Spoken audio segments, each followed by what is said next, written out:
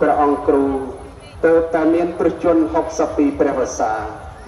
ក៏មានរោគជាពៀតកើតឡើងក្នុងគ្រូខ្មែរបុរាណក្តីគ្រាន់តែបានព្រួយស្បាយបន្តិចបន្តួចប៉ុណ្ណោះ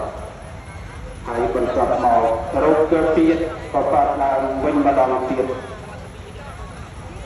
រោគជាពៀតដ៏ធ្ងន់នេះបានធ្វើឲ្យព្រះសុខភាពព្រះវរកាយរបស់ព្រះអង្គកាន់តែទ្រុឌទ្រង់ទៅរហូតលើកចុងក្រោយសក្តិនិងយមញាតិបានបញ្ជូនព្រះអង្គទៅមន្ទីរពេទ្យខេត្តសៀមរាបគ្រូពេទ្យវិជ្ជបណ្ឌិតជួយសង្គ្រោះព្រះអង្គមិនបានពេទ្យសក្តិញាតិអស់សង្ឃឹមបានបញ្ជូនព្រះអង្គតាមរយៈរថយន្តសង្គ្រោះត្រឡប់មកវត្តវិញដោយមិនអាចទប់ទល់នឹងរោគគាធិដ៏សាហាវគោរពនេះបាន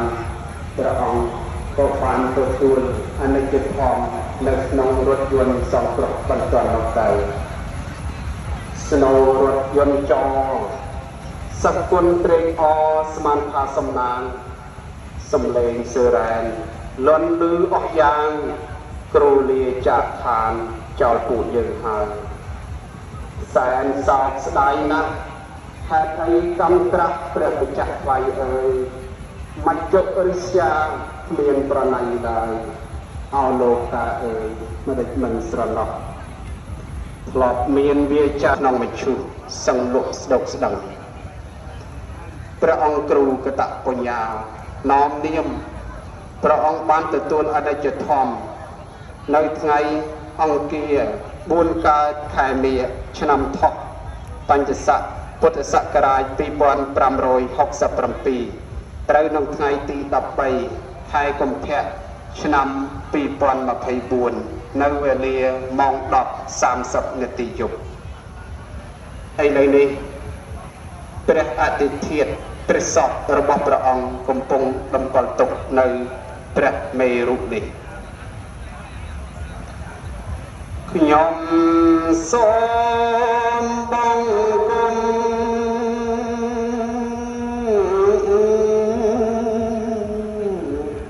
អង្គគ្រូជាធំនៃយើងគ្រប់គ្នា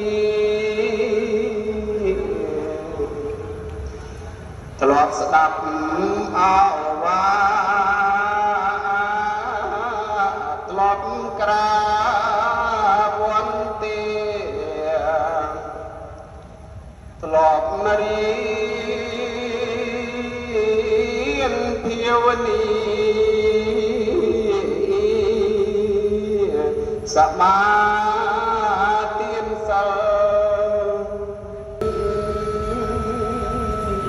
នៅធម៌បរមត្ថ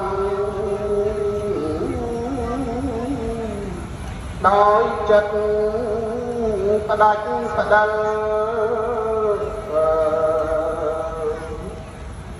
លោកស្ដីប្រដៅ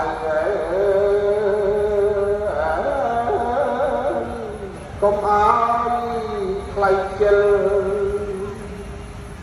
បំពេញត្រួសសិល